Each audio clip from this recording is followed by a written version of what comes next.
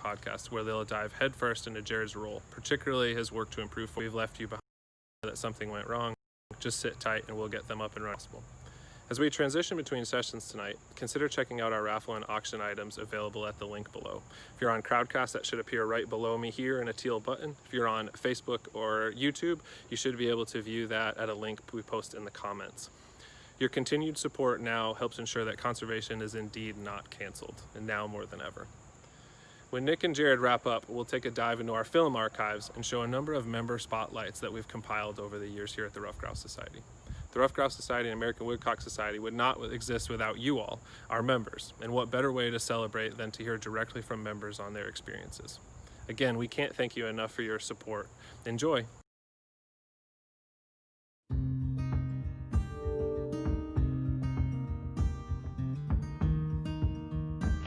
So as we go into winter, you know, this is choke cherry here, and it's pretty much all the fruit's gone, all the buds are gone, but we still have winterberry. You know, with all the fruit on, it's important to have a diversity of shrubs, especially for winter food, and this is a perfect spot for it. We've got hemlock and cedar and balsam all mixed in with kind of this lowland area. It's good escape cover and good feeding area for grouse. Especially once the snow starts piling in, this will be an excellent place for them to get a break. So my name is Jared Elm, and I'm a forest wildlife specialist with the Ruffed Grouse Society, which is a partnership with the USDA Natural Resource Conservation Service and the Wisconsin DNR. I work in Spooner, Wisconsin, and I cover the northwest part of the state. And I assist private landowners with habitat management and planning, and then also help them navigate some of the federal and state landowner assistance programs that are available in Wisconsin. So going into like brooding season, so when those chicks hatch, they're eating primarily invertebrates, you know, insects. You know, a lot of times they will eat clover buds, but really having sources that are good for our pollinators that create an abundance of different varieties of insects that hatch at different times. You know, it's kind of like trout fishing. You can hit the water one day and you'll have a mayfly hatch, maybe you'll have a stonefly hatch the next day. Those forest trails and landings in that woodland is the same.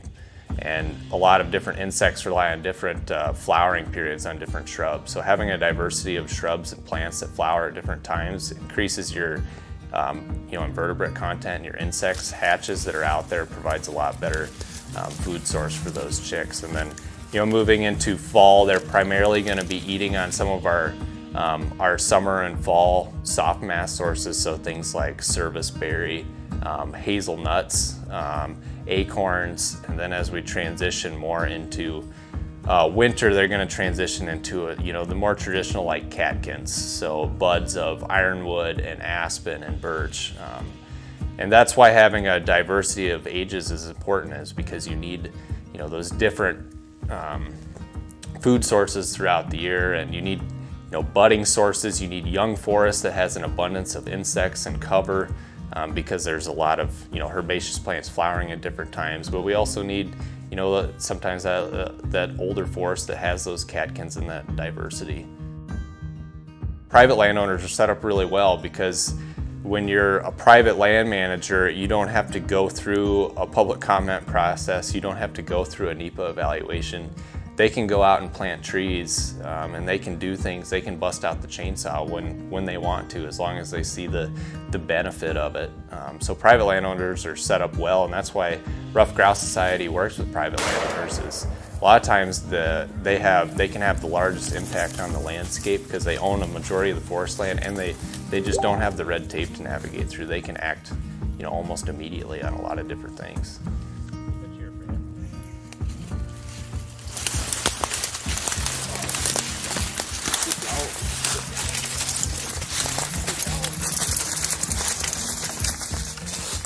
Big bird.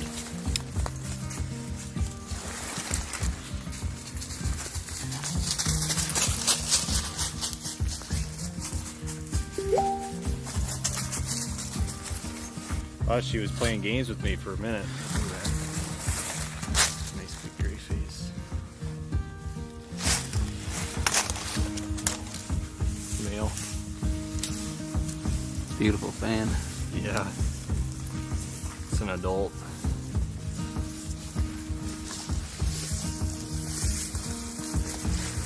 pictures.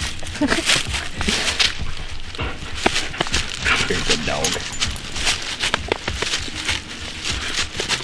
Spoils. Probably. Never hurts.